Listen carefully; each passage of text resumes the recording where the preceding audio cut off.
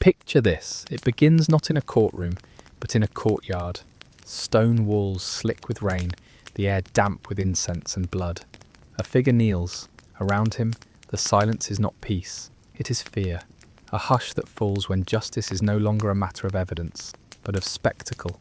A priest murmurs a final prayer, not for mercy, but for order.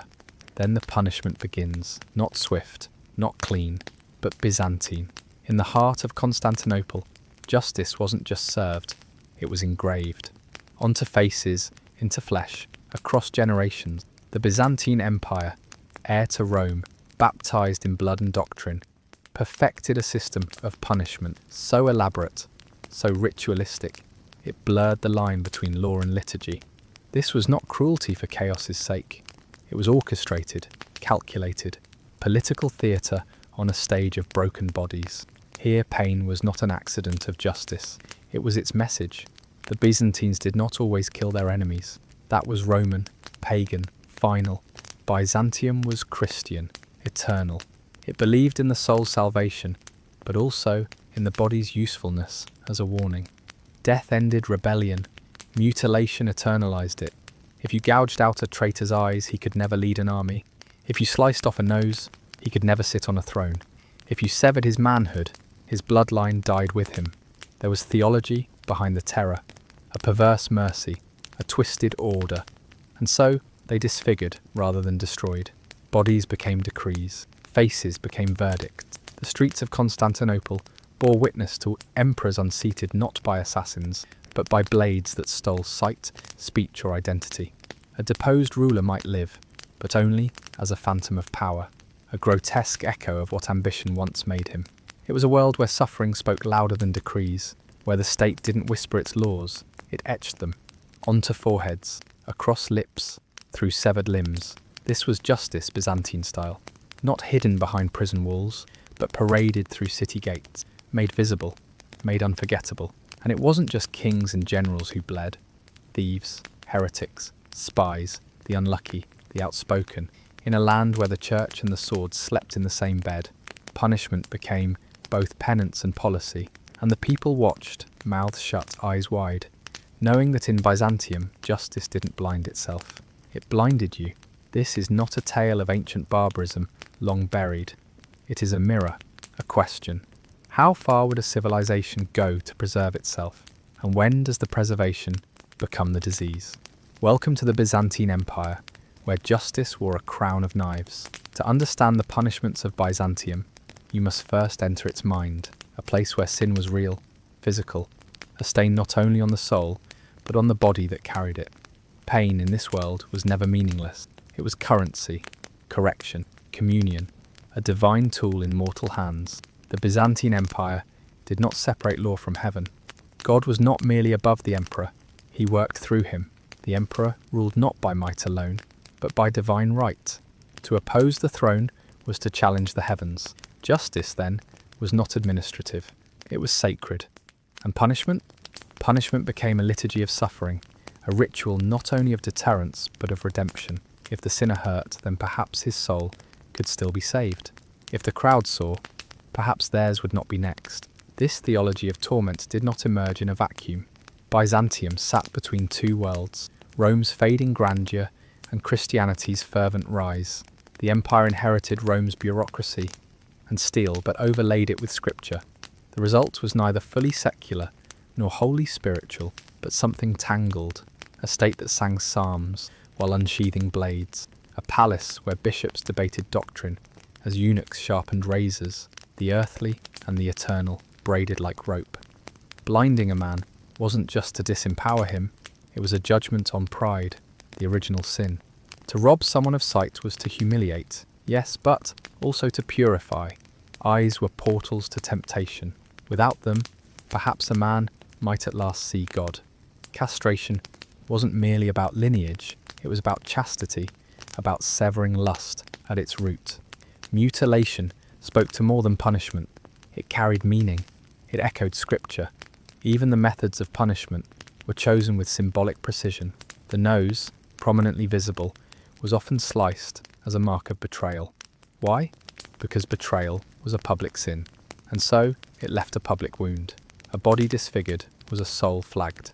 It told the world, I sinned, I was judged, I remain. But the mindset wasn't merely theological, it was political. Pain, when systematized, becomes language, a method of governance. The Byzantine elite understood this. A punishment scene was more powerful than one whispered about. There were no secrets in the squares of Constantinople, only sermons carved into flesh. Punishment kept the peace because fear replaced doubt. Doubt breeds revolt. But fear? Fear controls. This empire believed it was chosen, set apart from the chaos of the outer world. It was the new Rome, the bastion of faith and order. And order, like any god, demanded sacrifice. The citizens walked narrow streets, beneath golden mosaics, incense clinging to their clothes, knowing that salvation was promised, but not painless. Pain could elevate. Pain could instruct. Pain, in the Byzantine imagination, was not cruelty. It was control. And control always was divine. In most empires, the ultimate punishment was death. It was final, efficient, a clean break from crime to closure. But in Byzantium, death was often seen as a kindness, and therefore unfit for those who truly defied the state. Executions were rare, not because the empire was merciful, but because it was calculating. Death silent. Mutilation spoke. To kill a traitor erased him. To disfigure him made him a monument. The Byzantine Empire, ever obsessed with legacy, knew that a corpse rotted quietly in the ground. But a blinded general lived on, wandering the capital, his milky eyes testifying to the wrath of the throne. A man with a cleft nose could never wear a crown, and everyone who saw his disfigurement was reminded of what overreaching ambition could cost.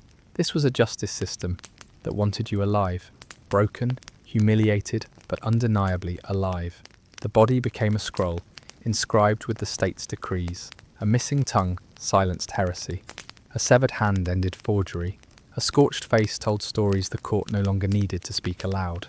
Punishment didn't require proclamations, it required visibility. The greater the spectacle, the stronger the message. And Byzantium was a master of theatre. But this wasn't just about politics. Death, according to Christian doctrine, might deliver a sinner too quickly into the arms of divine judgment. Too clean, too soon. Let them suffer first. Let them repent. Let them bear their punishment in the world before they meet their punishment in the next. The empire's priests and princes agreed. Execution was an escape. True justice lingered. There was, too, a dark elegance to the logic. If your enemy was charismatic, beloved, or powerful, killing him made a martyr, but disfiguring him turned him into a pariah. A former emperor with his eyes torn out could live in a monastery, praying for mercy and eating thin soup while the world forgot he had ever ruled. A rival noble made eunuch could never father rebellion. A once proud soldier, missing both hands, would never raise a sword again. And so, death became a luxury. It was reserved for criminals with no legacy to poison, or foreigners whose corpses carried no symbolic weight. For everyone else, for princes who plotted, generals who failed, advisors who spoke too boldly, there were knives, irons, brands. There were cells without light. There were public rituals that unravelled a man one piece at a time. The punishment did not stop when the bleeding did. It echoed, in the court, in the crowd, in the prayers of children who walked past disfigured men and whispered warnings to themselves. In Byzantium, death was too quiet. Pain was the proclamation. And mutilation? That was the sentence carved deep enough to outlive memory. In Byzantium, to blind a man was not to simply render him helpless. It was to erase his future. Vision in the imperial world was more than sight. It was legitimacy. To be seen was to exist. To see was to rule. And when a would-be emperor, a rival general, or a seditious noble had their eyes burned, gouged, or carved from their sockets, it was not just mutilation. It was political assassination in slow motion. The act was disturbingly common and deliberate. Executions were rare because they risked backlash, creating martyrs, sparking vendettas. But blindness? That was merciful in theory, strategic in practice. It left the body alive while killing the man inside. An emperor who had been deposed and blinded could not be recalled to the throne. He was disqualified, deformed, symbolically cursed. The empire was obsessed with physical wholeness as a reflection of divine favour, and blindness marked you as broken. The process itself was often ritualistic. Blinding wasn't done in alleyways. It was performed under imperial order, sometimes with red-hot irons, other times with sharp blades, or even chemical agents. There were whispered stories of physicians being instructed to make the wounds complete but survivable. The punishment wasn't just about justice, it was about optics. A blinded man in fine robes staggering through the palace courtyard was more useful than a tomb. The political implications ran deep. In a court where every brother, uncle and cousin was a potential usurper, blinding became a tool of succession. Ambitious relatives were not killed, they were neutralized. Before a young emperor could ascend, his older half-brothers might find themselves in cells, eyes scorched shut, praying to a god they could no longer look upon. Eunuchs, often assigned to carry out these mutilations, became power brokers, not just because of their loyalty, but because of their proximity to these quiet coups. Some blinded men lived for decades in monasteries, their presence haunting the margins of power. Others lingered in the capital, reminders of ambition punished. A few, astonishingly, returned to politics, not as rulers, but as advisors, their ruined faces speaking louder than any title. The Byzantines, ever masters of paradox, found ways to weaponize even defeat. To blind was to speak in silence. It was a message sent across generations. Power comes with conditions. Try to seize too much of it, and you will be left in darkness, hearing the throne you once coveted, but never seeing it again. In Byzantium, blindness was not the end. It was a beginning, a life sentence to irrelevance, a form of justice that let you breathe, but forbade you from becoming anything more than a warning etched in flesh. In a world where power passed through bloodlines and heirs were forged in bedsheets, there was no punishment more surgically political than castration. To the outside world, it might have seemed merciful, leaving a man alive, whole in body, spared from execution. But in Byzantium, where legacy was everything, the removal of a man's reproductive future was a death sentence delivered through generations. To castrate a rival was to erase him from the story, not just his own, but every future chapter that could have been written in his name. A man without the ability to father children could not build a dynasty. He could not produce allies from the cradle, nor shape succession in his image. His bloodline ended with him, silently, without rebellion, without a sword drawn. It was the imperial way of killing slowly, legally, and with finality. Castration was more than punishment, it was politics. When imperial nephews or cousins posed too great a threat to the throne, they were not executed. That might spark unrest. Instead, they were sent to the palace chambers, where sharp hands waited. Eunuchs were seen as safe, sterile, unable to lay claim to the imperial lineage. A eunuch could not claim divine right, because God, it was said, had chosen not to let him create. But here's the Byzantine twist. Eunuchs were not just victims, they became power players. Because they posed no threat of founding their own bloodline, they were trusted in places others could not go. They were allowed into the emperor's private chambers. They served as tutors, scribes, generals, even ministers. The paradox was brutal, a punishment that mutilated you into usefulness. They were considered loyal precisely because they had been robbed of everything else. Some eunuchs rose to terrifying heights. The most feared advisors in the empire's history were men who could never father sons, but who could shape policy, whisper in the emperor's ear, and steer the fate of the known world. And still, beneath their jewelled robes and polished titles, there was the scar, a reminder that their influence came at the cost of their future. For those who were not so fortunate, castration was a sentence to a monastery or a life of silence. Many were children, cut young to prevent rebellion before it could bloom. Some cried, others didn't understand what they'd lost until they were grown and found no heirs waiting to carry their name. It was neat, bloodless, bureaucratic. Byzantium didn't need gallows. It needed only a decision, a blade and a name crossed off the tree of inheritance. That was enough to extinguish a dynasty forever. The man might still walk, he might still pray, but he would never again be dangerous. His seed had been taken from him, and with it, the empire's most precious commodity, lineage. In the Byzantine Empire, a mutilated face was a public document, and nothing wrote shame more visibly than the removal of a nose. It was called rhinotomy, and it was not performed for health or healing, or even humiliation alone. It was a message carved into flesh for the entire empire to read. The Byzantines believed the human face mirrored divine creation. The body was a sacred image, and to mar that image was to strip someone of dignity, legitimacy, and sometimes even their right to live among others. A nose was central, impossible to hide, the axis of a face. To lose it was not just to be disfigured, but to be declared unfit for authority, for beauty, for humanity. This wasn't some rogue act of vengeance, it was codified, authorized, reserved for those who dared to touch power or dignity they had no right to. Adulterers, conspirators, treacherous courtiers, sometimes empresses. When Empress Irene ordered the rhinotomy of her own son, blinding him and, according to some accounts, mutilating his face, it wasn't maternal fury, it was strategy. A man without eyes and without a nose couldn't return to the throne. He could barely return to society. The punishment functioned as both justice and spectacle. There was no need for lengthy proclamations or courtroom theatrics. A man returned to the streets, or to exile, with the story already written across his face. No one needed to ask why. The missing nose answered everything. And yet, even here there were contradictions. Some mutilated nobles continued to serve in government, their altered faces, testaments to loyalty, bought through ruin. Others were paraded as living warnings. Their suffering was choreographed, not hidden in prisons, but exhibited in courtyards, palaces and churches. A Byzantine punishment was never just for the person. It was for the empire to witness, to internalize, to fear. Prosthetics existed, crudely, bits of metal or leather shaped to sit where flesh had once been. But they didn't fool anyone. The shame still hung in the air, rusting into the man's breath. Even veils and scarves couldn't erase the memory. Because it wasn't about the wound, it was about what the wound said. That you once thought you mattered, that you reached too high. And now, everyone who looks at you knows. There was a phrase whispered in court halls: he who loses his nose, loses his name.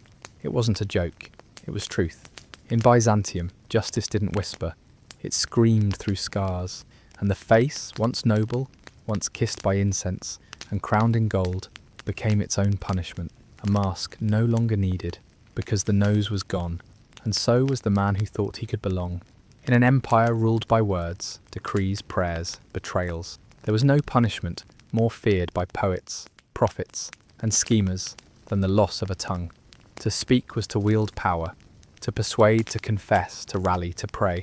But in Byzantium, where the wrong word could end a dynasty, the tongue itself became a liability. The removal of it was not done in haste. It was methodical, a blade curved like judgment, hands that did not tremble, and the knowledge that once the operation was complete, the condemned would never again shape a sentence, lead a revolt, or whisper a secret that mattered. Tongue removal was not simply mutilation, it was erasure. You no longer had a voice in court or confession. You could not proclaim your innocence, defend your bloodline, or stir loyalty in those who loved you. You were alive, yes, but your voice, the thing that made you human, in the Byzantine world of rhetoric and scripture, was dead. This was reserved for particular types of offenders, not murderers or thieves, but agitators, satirists, blasphemers, political dissenters, those whose words held too much gravity. For them, death was too quick, imprisonment too quiet, but a life lived tongueless, forever mouthing regrets that no ear could truly hear, that was justice carved in silence. And there were layers to the cruelty. Byzantine executioners knew that to remove a tongue improperly could lead to death by bleeding or infection. But they also knew how to do it right, to keep you alive. Some were careful, taking only part of the tongue to preserve suffering, but remove articulation. Others were less delicate, severing it at the root, letting blood and screams fill the air until nothing was left but a gurgle. What followed was a living death. The punished often withdrew into monastic silence or were exiled to remote corners of the empire. Others were kept at court as broken warnings. Men who had once dared to challenge power with language, now reduced to gestures and tears. They became tragic theatre, and their silence screamed louder than any speech ever could. Occasionally myths would rise around them, that they still prayed in their minds, that they knew secrets too dangerous to say aloud, that their dreams were full of sentences they could never form. Some believed their souls still spoke, heard by angels, ignored by emperors. In Byzantium, justice was not blind, it was sharp, and the state understood that words, more than swords, could topple empires. So it sliced them away. Not just to stop one man, but to remind everyone else, your voice is only yours until the crown decides it isn't. The Byzantine Empire did not believe in forgetting, and when death was too final, exile too lenient, and mutilation too private, there was branding. A punishment made not to end a life, but to etch a verdict onto it. In a society obsessed with hierarchy, sacredness, and visible honour, branding was the state's way of rewriting the body, one glowing iron at a time. To be branded in Byzantium was to become a living scroll, a body transformed into a cautionary tale. The mark might be burned onto the forehead, the cheeks, or across the arms, visible places, so no robe or veil could fully hide the shame. These weren't random symbols either. Some bore specific letters, others, crude images meant to echo the crime. A liar might carry a branded word that meant false. A heretic might bear a cross turned upside down. A forger's face might mimic the forged coin he once made. It was narrative through flesh, and once it was told, it never faded. It was used often on political dissidents, on monks who defied imperial theology, on those who spread texts the emperor hadn't approved. Some monks branded were declared to be writing with fire. Their thoughts had burned the page, so now the page would burn them back. And once branded, there was no true return. Even if the crime was pardoned, even if the tides of politics shifted, the scar did not. You were your past every time someone looked at you. You were your failure, read in whispers by candlelight or pointed at in markets. It became part of how you were greeted, avoided, feared. But branding wasn't only punishment, it was broadcast. It told the empire what not to be. It gave shape to fear and instructed the crowd how to behave. The ritual itself could be public or cloaked in dark chambers, depending on the audience the emperor wanted to reach. But either way, once the skin split and the heat hissed, Byzantium had spoken. Not through decree, but through suffering. Some tried to disguise their marks, cosmetics, head wraps, elaborate stories. Others leaned into them, monks who saw their scars as proof of martyrdom, not sin.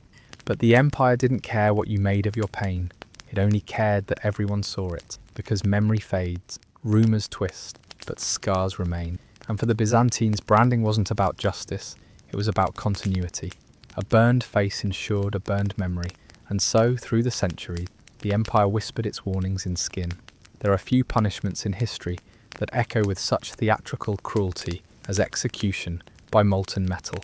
The Byzantines, heirs to both Roman spectacle and Christian judgment, perfected the art of punishment that was not only lethal, but symbolic, and nothing captured their sense of divine irony more than the Golden Death.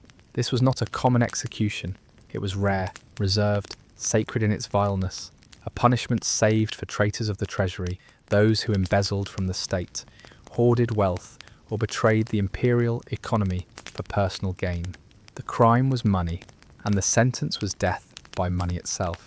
The condemned would be bound, not in chains, but in ceremony, in the centre of a crowd, or alone in the chambers, beneath the palace, depending on how private or performative the judgment needed to be. A crucible of molten gold, or sometimes silver, copper, or lead, would be heated until it shimmered like the judgment of God. Then it would be poured. Not always over the whole body, that was wasteful. Often it was poured into the mouth, the ears, the throat, as if to force the greed inward, to make the love of wealth into the agent of death. Gold, once worshipped, became weapon, liquid fire. A king's adornment turned into a traitor's undoing. It was not fast, the pain was beyond measure. Metal does not scald like water, it clings, it fuses, tears through the tongue, the throat, the lungs, and the symbolism was layered. The victim was not only silenced, they were filled with the very substance they had worshipped. Byzantium didn't just kill you, it made your death a lesson in irony, a play performed on flesh. Stories of the Golden Death spread far beyond the empire. They were told in Venetian courts, whispered in the markets of Damascus, shivered over by emperors in training. Whether each detail was true mattered less than the truth they represented. Byzantium could kill with elegance, with metaphor, with meaning, and the spectacle didn't end with death. The body, if preserved, was a grotesque statue, mouth charred and frozen open, an echo of the empire's ultimate joke. That gold which never decays had stolen a soul, and in that shimmering silence, The empire declared its dominion, not just over life and death, but over what you loved the most. In Byzantium, wealth could crown you, but if you worshipped it more than the emperor or the divine order, it would consume you, one molten drop at a time. There are punishments that end a life, and there are punishments that unravel it. Flaying belonged to the second kind. To be skinned alive in the Byzantine Empire was not merely to be executed, it was to be transformed into a warning, one layer at a time. The body didn't just die, it narrated. It screamed slowly, and the empire listened. Flaying was not used often, and that was part of its horror. It was held back like a cursed relic, reserved for the highest betrayals, the deepest treasons, the crimes that made emperors weep with rage or whisper to their god. The condemned were often figures of power, governors who revolted, generals who defected, rebels who claimed to be divine. To flay them was to take back their skin as the empire's property, a coat they had borrowed, a mask they no longer deserved. The process was not swift, that was the point.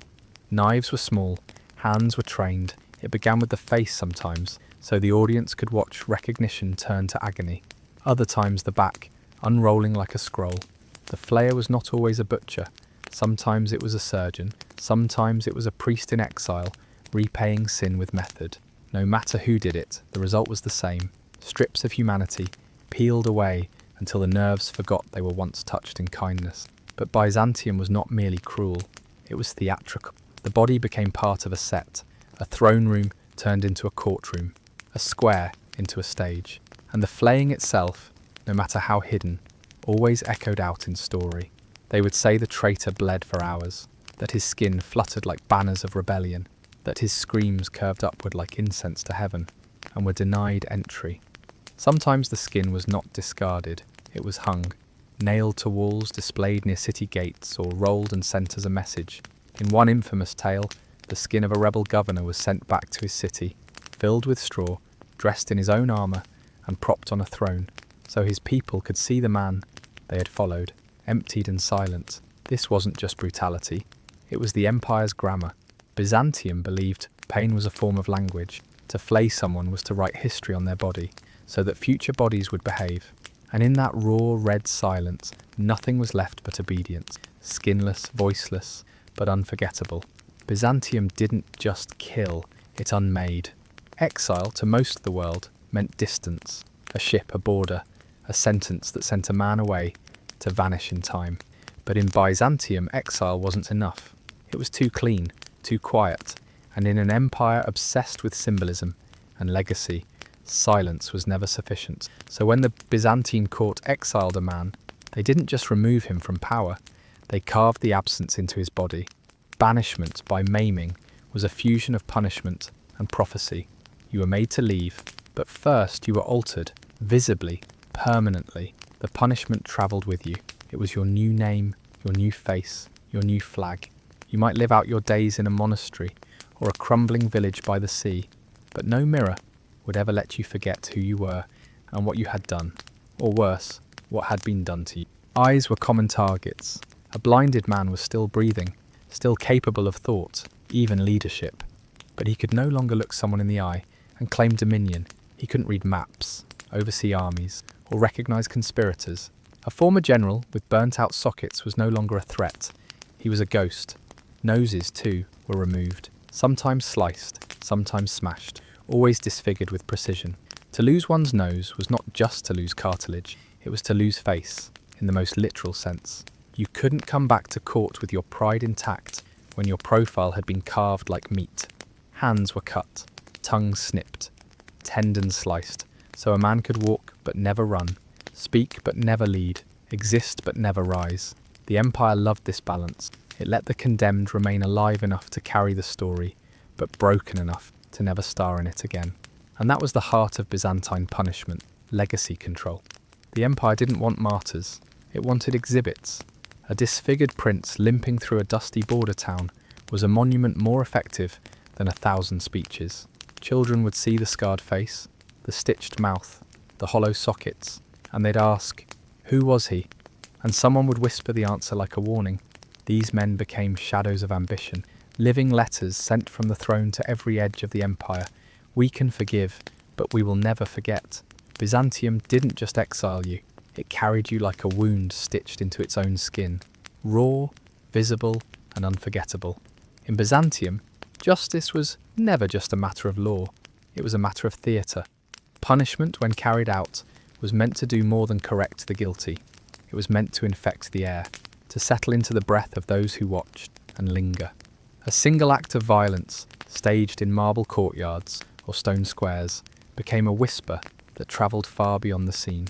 Because pain in Byzantium wasn't only for the punished, it was for the audience. Spectacle was the empire's most intimate form of communication.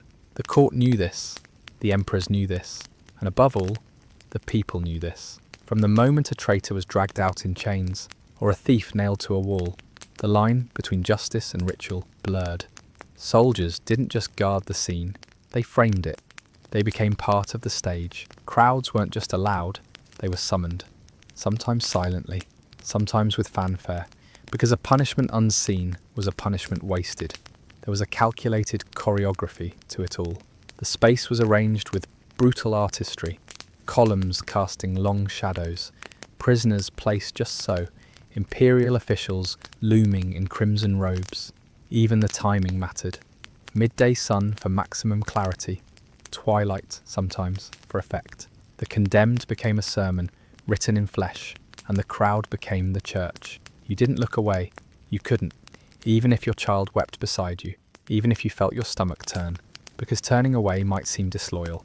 And loyalty, in Byzantium, was a performance as much as a principle. But the brilliance of the spectacle wasn't just in the act, it was in the silence that followed.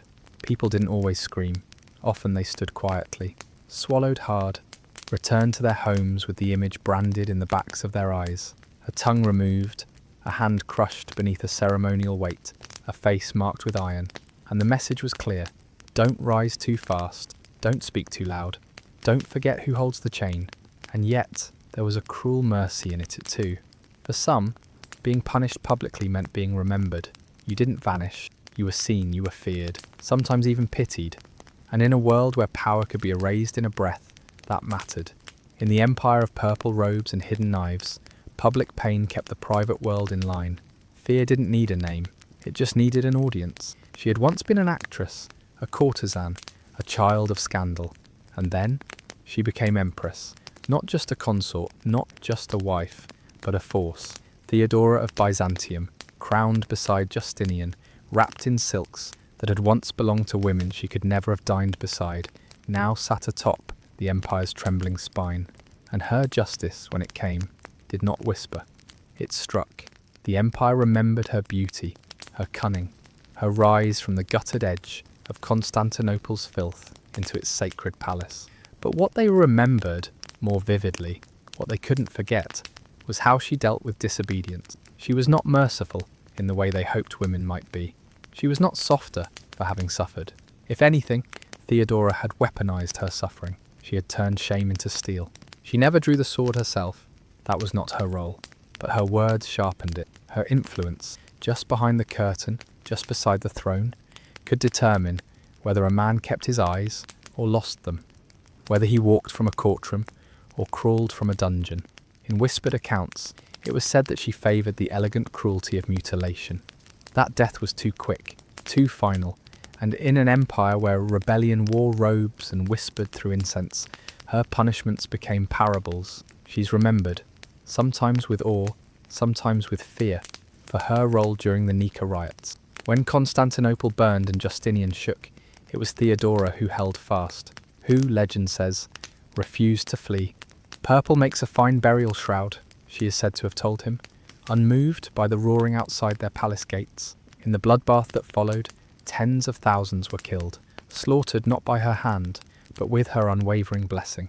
Mercy, she knew, would be interpreted as weakness, and weakness had no place in a woman who ruled beside gods and ghosts. She supported reforms, yes, protected some women, saved others from trafficking, from abuse, but this did not make her gentle, it made her exact. Her vision of justice was selective, fierce, and often brutal. She understood the rules of power better than many born into it. The throne did not forgive softness, nor did it reward hesitation, and so, beneath her reign, justice wore a veil, and beneath the veil, a dagger. You could love her. You could fear her, but you could never ignore her, because Theodora didn't just reshape law, she reshaped vengeance. And in Byzantium, that was power. They shaved their heads in humility, clothed themselves in coarse black wool, and whispered prayers into cold stone walls. But not all monks bowed forever. In the Byzantine Empire, the monastery was not just a retreat from the world, it was often the last bastion of resistance to emperors who believed themselves to be gods. And when emperors tried to reshape heaven to match their earthly vision, the monks sometimes stood in the way, quietly at first, then with fire. Religion was power in Byzantium, more potent than armies, more eternal than gold, and emperors, needing to control that power, often stepped into the sacred with blood still on their hands.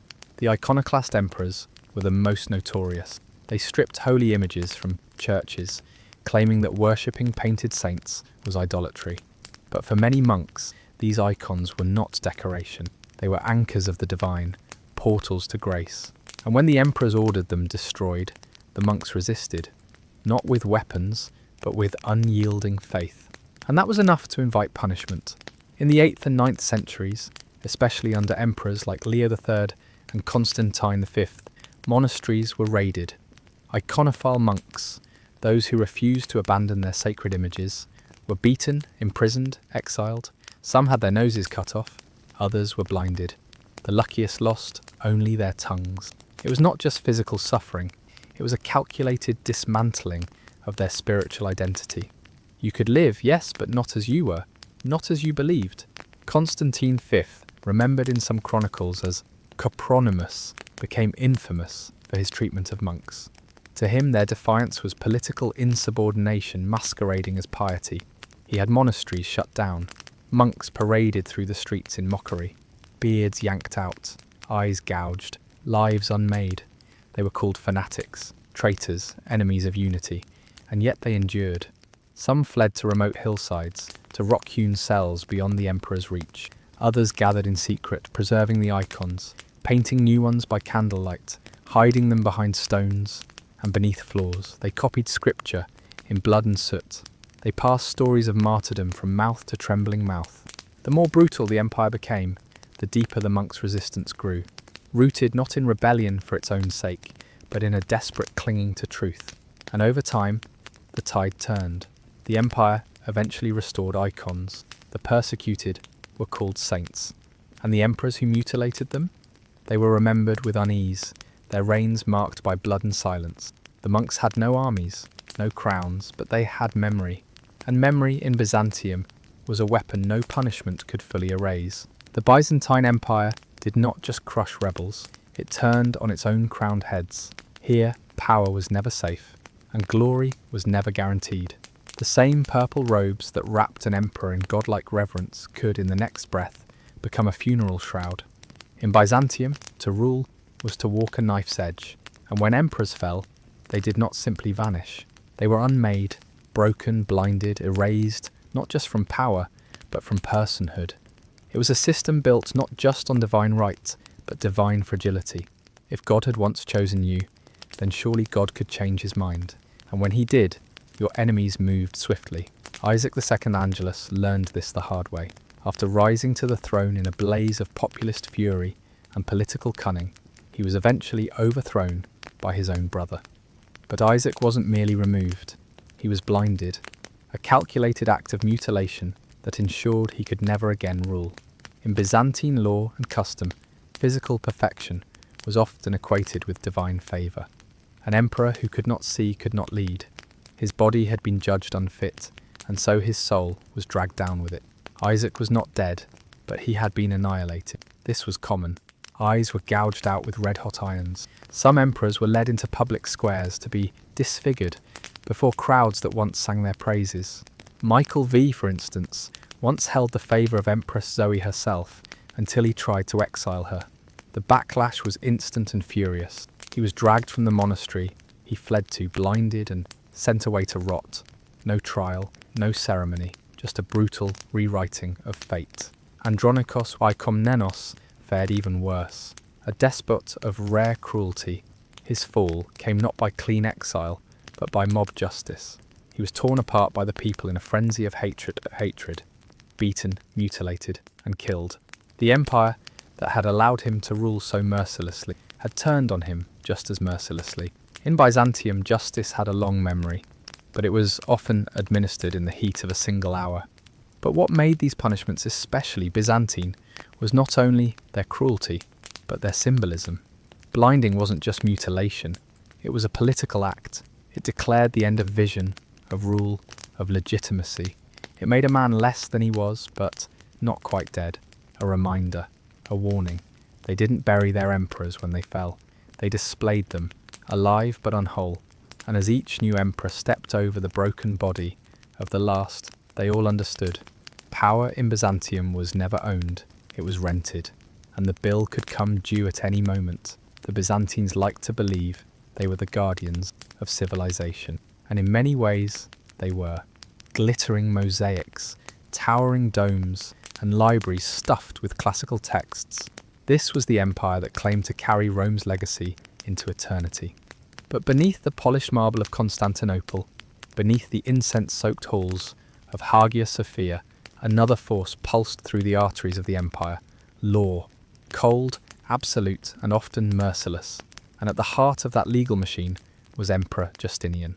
Justinian's code, Corpus Juris Civilis, was one of the most ambitious legal undertakings in human history. It organised, clarified, and preserved centuries of Roman law, and in doing so became the spine of European legal tradition for 1,000 years. It was rational, elegant, even at times just. But justice in Byzantium was a blade with two edges, because for all its lofty language about order and equity, the code was steeped in brutality. Punishments weren't just deterrents, they were performances. Maiming, exile, dismemberment, and public humiliation were embedded in the legal framework like thorns beneath roses. Theft could mean amputation, treason meant blindness, adultery could be punished by shaving a woman's head and parading her through the streets, or worse.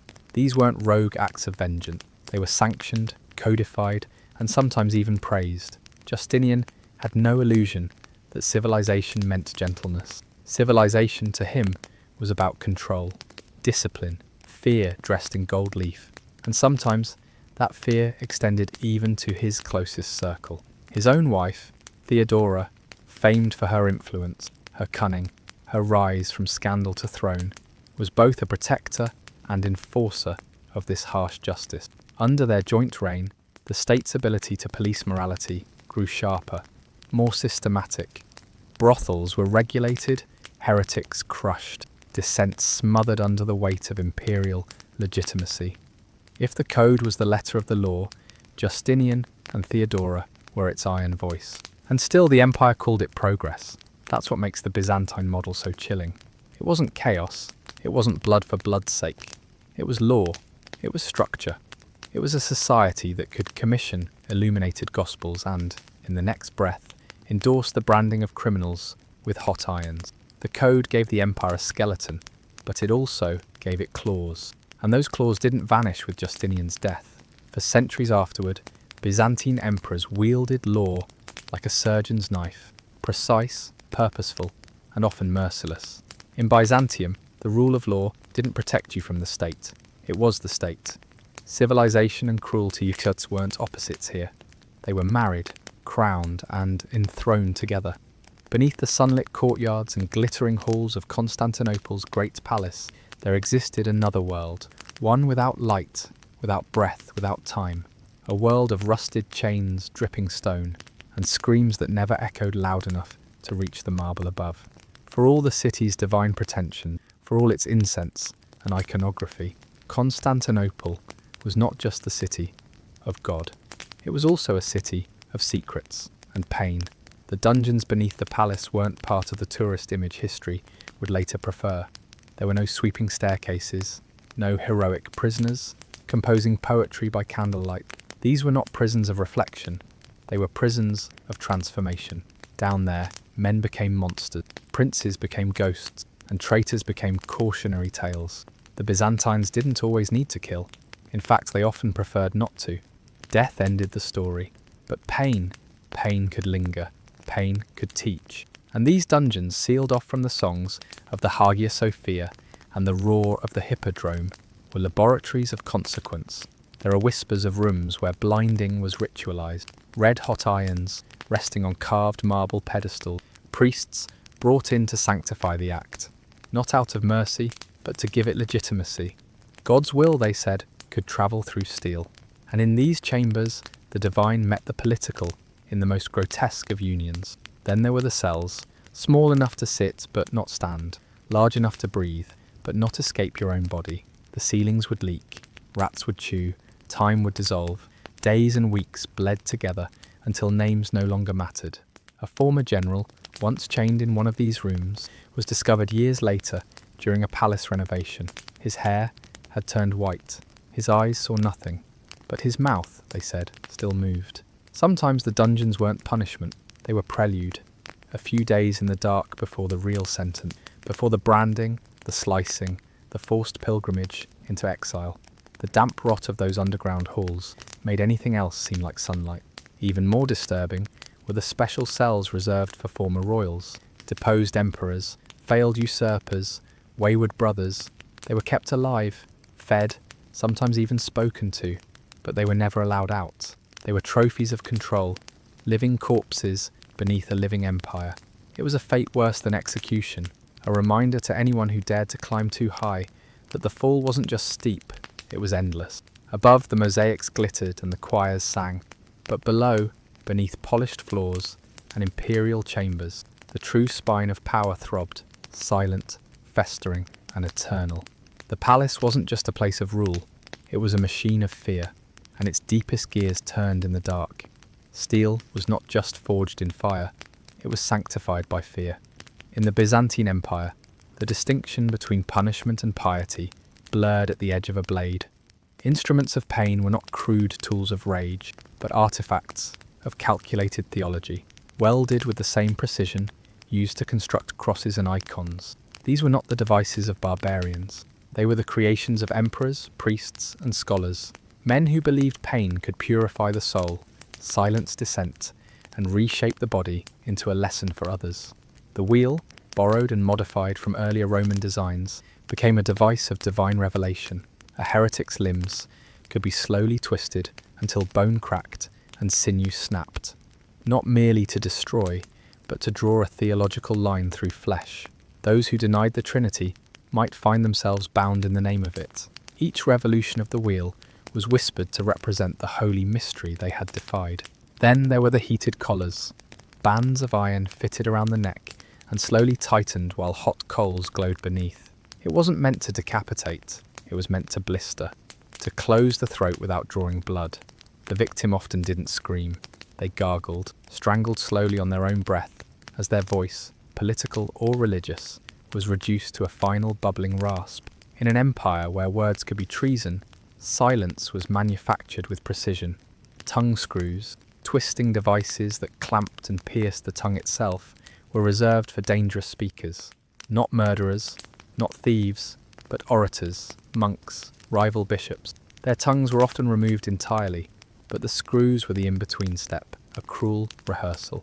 The condemned would be forced to try and speak prayers, while their own muscle was being twisted like wet rope.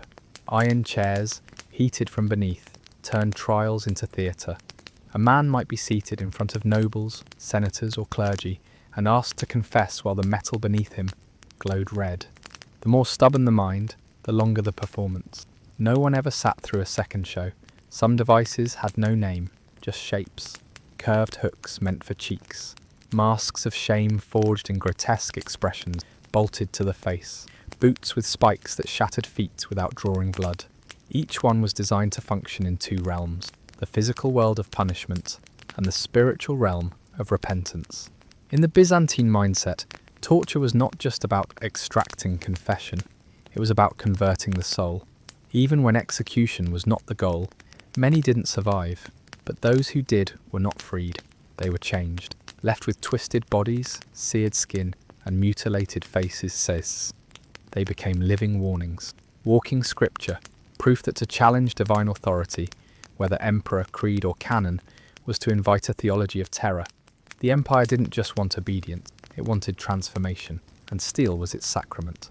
Justice in the Byzantine Empire wore different faces depending on the robes you wore, or didn't.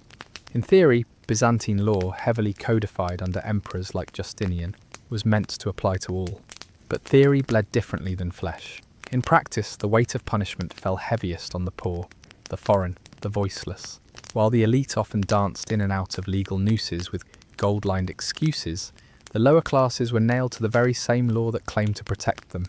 If you were a peasant and stole a loaf of bread, branding was likely. Not because it suited the crime, but because it suited your status. The empire didn't see theft alone. It saw insolence, the nerve of poverty crossing into privilege. A seared K for kleptes would be burned into the hand or forehead, turning your body into a permanent confession. The branded then became suspects forever, marked in markets, temples and taverns. No jury, no defence, just fire and iron. But if you were a senator's son and pilfered a state contract, chances were you'd face exile, or a fine, a slap on the wrist wrapped in velvet, perhaps a quiet dismissal from court, a relocation to a different province. The skin remained intact, the name often untouched. Pain was reserved for bodies not buffered by lineage. Women bore a separate burden. A prostitute accused of blasphemy might be paraded through the streets, her hair shaved, her body publicly beaten. The intention wasn't merely punitive, it was ritual humiliation, a performance of control. But noble women? Even in scandal, they were hidden behind palace curtains, remanded to their quarters, or quietly married off to distant nobles. When they did fall, if they fell, it was political, not personal. Their punishment came through poisoned wine or coerced veils, not the lash. Religious minorities too were prime targets. Heretics, particularly during the iconoclast controversies, faced blinding tongue removal or exile to monasteries where survival was uncertain. But the Orthodox elite, when on the wrong side of a theological shift, often negotiated their exits. Even excommunication could come with a stipend. Class wasn't just a shield, it was an alibi. Crimes were reframed, softened, or attributed to misjudgments. A peasant was greedy, a noble was misled, a foreigner was corrupt, an aristocrat was misunderstood. And so, the Byzantine legal system carved its vision of order into the bodies of the powerless, while the powerful remained largely unmarked. Scars told stories, but whose stories were told, and whose were erased, depended not on guilt, but on gold. Terror in Byzantium wasn't always about blood. It was about memory, about what your neighbour saw happen to you, and what they imagined might happen to them. The real power of Byzantine punishment was psychological. It was not simply about removing a tongue, or blinding a man, or branding a thief. It was about broadcasting the wound, turning the body into a billboard of imperial warning. The empire ruled not just with swords and saints, but with scars. Take blinding, for instance. The act was rarely done in secret. It was a ceremony. A man, often a fallen noble, a once trusted general, sometimes even an emperor, would be led through the palace or city, surrounded by guards. His eyes were often destroyed not by a quick jab, but by slow, searing heat or deliberate gouging. The goal wasn't to kill him, it was to let him live long enough to be seen, to wander halls with empty sockets, to appear at court functions, dressed in gold, eyeless and broken. He was a reminder, this is what happens when ambition outruns loyalty. And it worked. The mutilated were not hidden, they were elevated as warning signs. Castrated men who could no longer produce heirs, maimed rebels paraded through streets, criminals whose faces had been destroyed by burning, or whose hands were twisted or missing. Their very presence was theatre, a walking message. You could still breathe, you could still speak, but your body would never again be whole. That was the point. Wholeness was a privilege granted by the emperor, and it could be revoked. Even the punishments that didn't maim directly, like forced tonsure or exile to remote monasteries, carried with them a weight of psychological devastation. A fallen noble forced to shave his head and chant psalms in a dark cell wasn't just being removed from politics. He was being unmade, transformed into a ghost while still living, powerless, forgotten. The Byzantines didn't always need torture devices to destroy a man. Sometimes, silence and shame did more damage than any blade. Children watched, servants whispered, subjects obeyed. not only because they feared the emperor's army, but because they feared becoming a spectacle. No one wanted to be the next lesson, the next warning. In Byzantium, fear wasn't just a shadow in the mind, it had form, it had face. And that face was often disfigured, blinded or scarred by the very empire it once served. Byzantium was a place where saints lined the walls and sinners filled the dungeon, where emperors quoted scripture, with blood still wet on their hands. The empire cloaked itself in divine rite and religious rhetoric. But beneath the surface of golden mosaics and incense-filled chapels lay an unshakable contradiction, a state that preached piety while practicing brutality. Emperors claimed to rule by the grace of God, and yet many met their ends through betrayal, mutilation, or both. These same men, self-proclaimed defenders of the faith, ordered punishments so grotesque they defied even the violent norms of their time. To rule in Byzantium was to embody both Christ and Caesar, holiness and horror, and the line between the two was often nothing more than ceremony and costume. One emperor would build a church with one hand and blind a cousin with the other.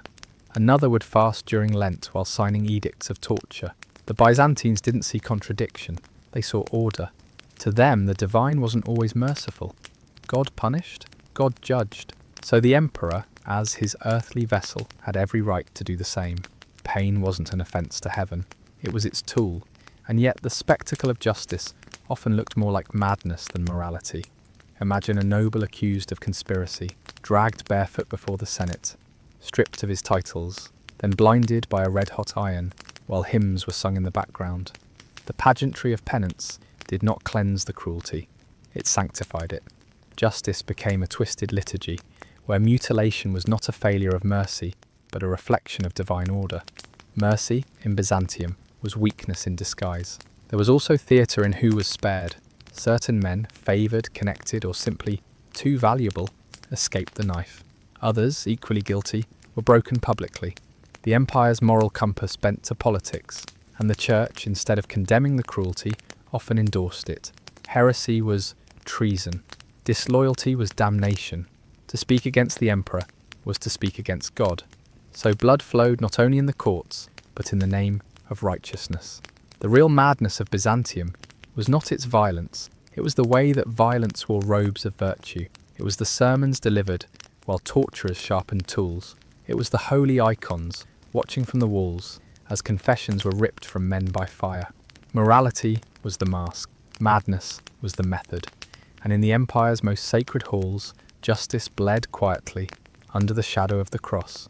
In the Byzantine Empire, punishment was never just punishment, it was performance, a spectacle woven into the fabric of imperial authority, a staged ritual meant to terrify, to instruct, to remind everyone, watching exactly who held the power.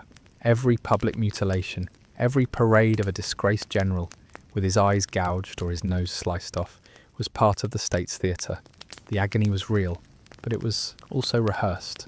Pain was not hidden, it was magnified, amplified, and immortalized as propaganda. The emperors understood something essential. People forget speeches, but they remember screams. They remember a man once wrapped in silk and command, now dragged through the hippodrome, bleeding from the face, a crowd cheering or wailing as priests chant psalms over him.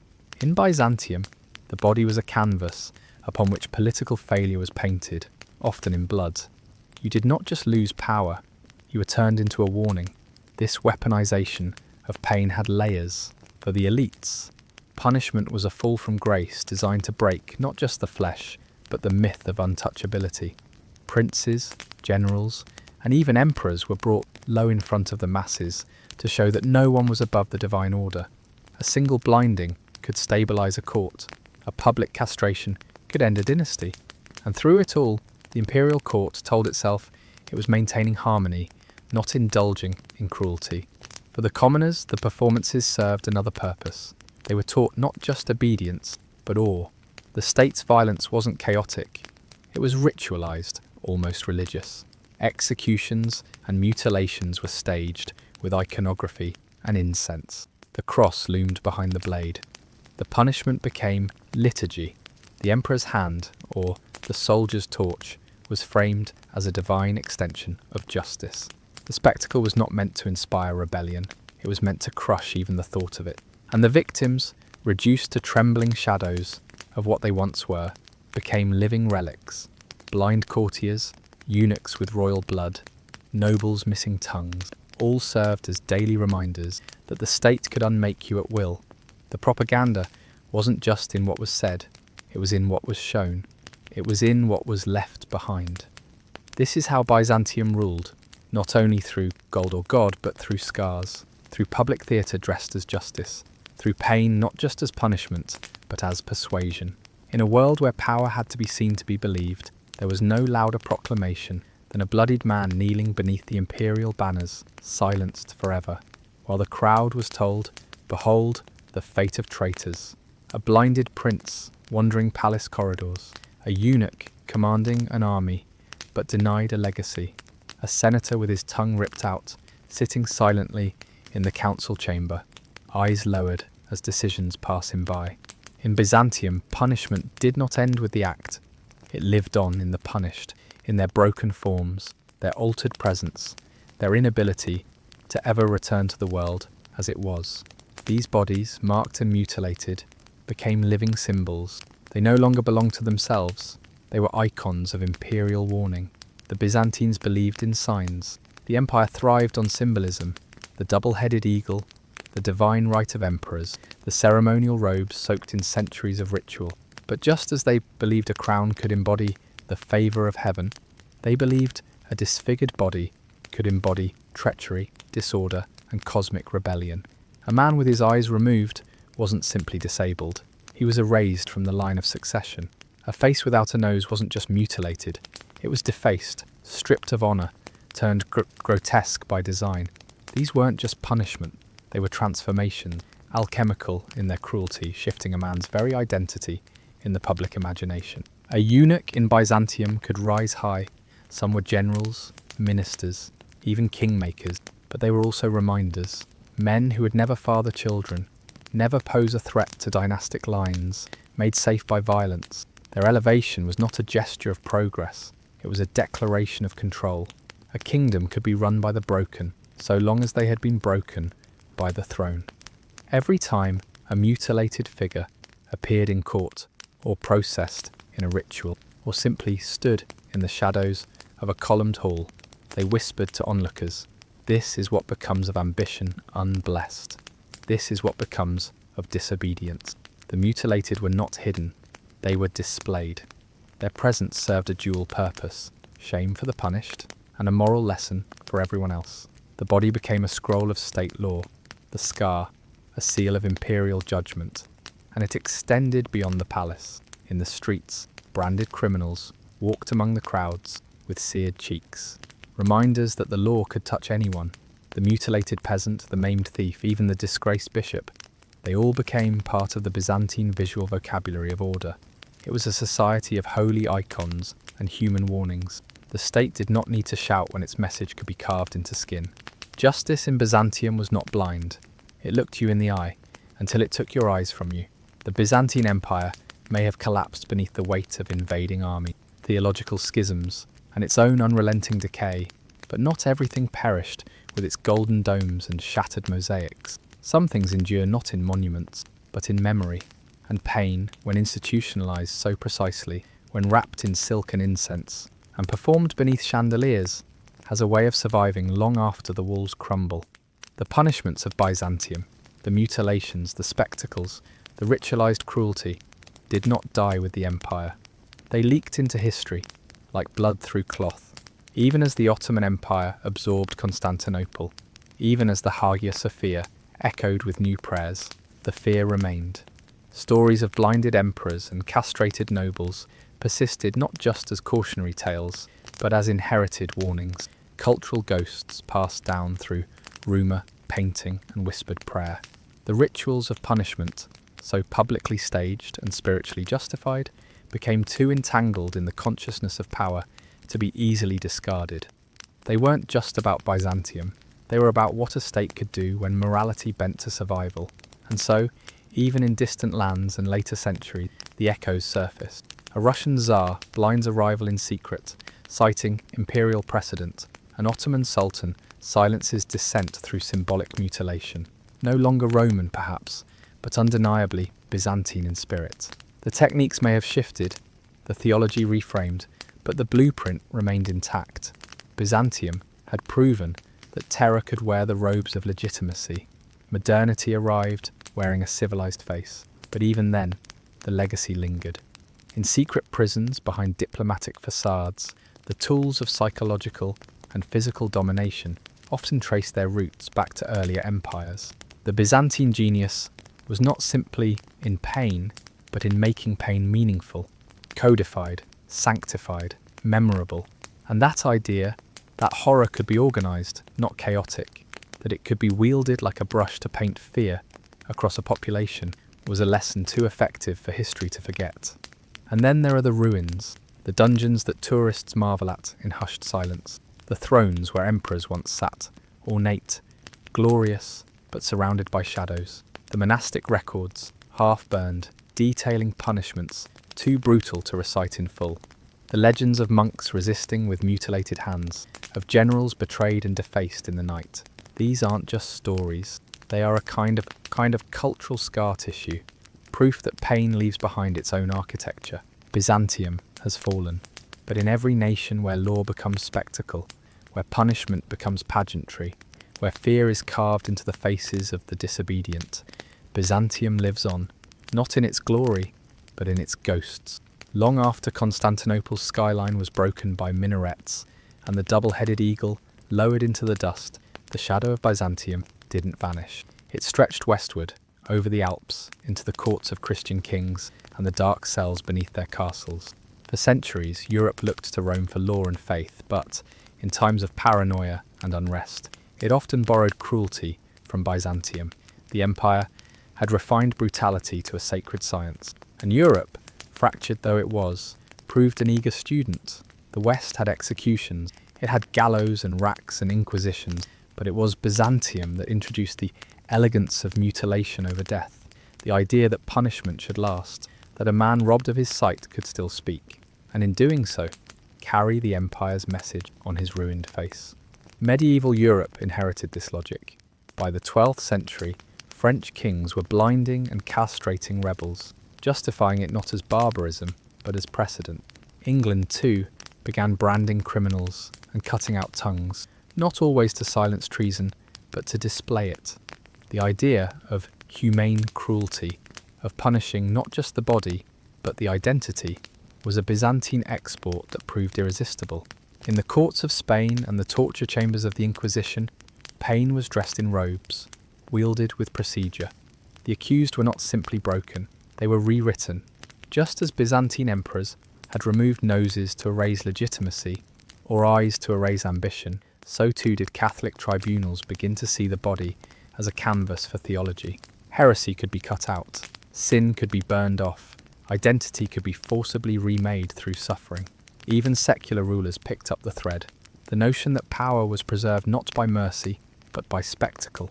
This was a Byzantine inheritance. Louis XI of France displayed the disfigured bodies of traitors on iron cages. The Holy Roman Empire used mutilation to ensure that defeated nobles never reclaimed a seat of power. Even in the Renaissance, when art and learning bloomed, states continued to whisper the logic of Constantinople. A ruler must not only defeat his enemies, he must unmake them. And in every branding iron, every tongue removed in the name of law, Byzantium lingered. Not in name, perhaps, but in method. Its punishments were too precise, too effective, to die with its emperors. In that way, Byzantium became a hidden architect of Western justice system, its dungeons buried not only in stone but in psyche. Europe moved on, but it did not move cleanly. It carried with it the echo of a civilization where justice was both divine and diseased, where cruelty wasn't a breakdown of the system, it was the system. And so, even now when a prison aims to erase rather than rehabilitate, when a punishment is meant to brand forever rather than correct, we hear Byzantium still speaking, still scripting fear into flesh. Its empire is gone, but its ideas remain, etched in laws, sealed in silence, and stitched into the seams of every throne that fears being overthrown. They called it the Empire of Light, the keeper of Rome's last flame. the bridge between East and West, reason and faith, Caesar and Christ. But for all its splendour, Byzantium bled in the dark. Behind its gilded icons and whispered chants, it ruled not just through scripture and silk, but through the blade. It understood something most powers deny, that fear lasts longer than loyalty. And it carved that truth into human skin. You don't last 1,000 years by being merciful. Byzantium knew this. It read it in the fall of Rome. It saw it in the trembling of its own borders. And so it chose a different path. Not of mercy, not always of death, but of mutilation. A punishment severe enough to destroy a man, yet keep him alive as a warning. Eyes plucked from princes, tongues from poets, noses from generals, a body reduced to a message. This was the genius of Byzantine justice. It didn't simply punish, it branded history onto the flesh. And that flesh still haunts us, because somewhere in the crawl space of civilization, there is always the temptation to return to it, to the idea that cruelty, when performed with ritual and reason, becomes something righteous. Byzantium didn't just punish rebels and traitors, it displayed them. It made them symbols, and those symbols lasted. Emperors rose and fell, dynasties shattered. But the image of the blinded brother, the exiled eunuch, the faceless rival, it lingered. It became myth, and then precedent. Today, we speak of human rights and modern law. We believe, perhaps naively, that we have outgrown such barbarity. But the truth is more complicated. The impulse remains. It mutates, it softens its face, but it never fully leaves. Every prison system that dehumanizes, every justice that humiliates rather than heals, every power that silences instead of listens, these are echoes, not direct descendants, maybe, but familiar songs sung in a different key. Byzantium is dead. Its walls are dust, its throne broken, its language a ghost. But it was never just an empire of stone. It was an empire of psychology. It cut to the bone, of its enemies, yes, but also of what power does to the human soul. It laid bare the cost of control, the weight of rule, the monstrous compromises empires make when they fear being forgotten. And in the end, it wasn't the knife that undid Byzantium. It was time. No empire escapes it. But if you listen closely, past the hymns beneath the marble, you'll still hear a whisper. A lesson carved into silence. Power survives not by what it builds, but by what it breaks.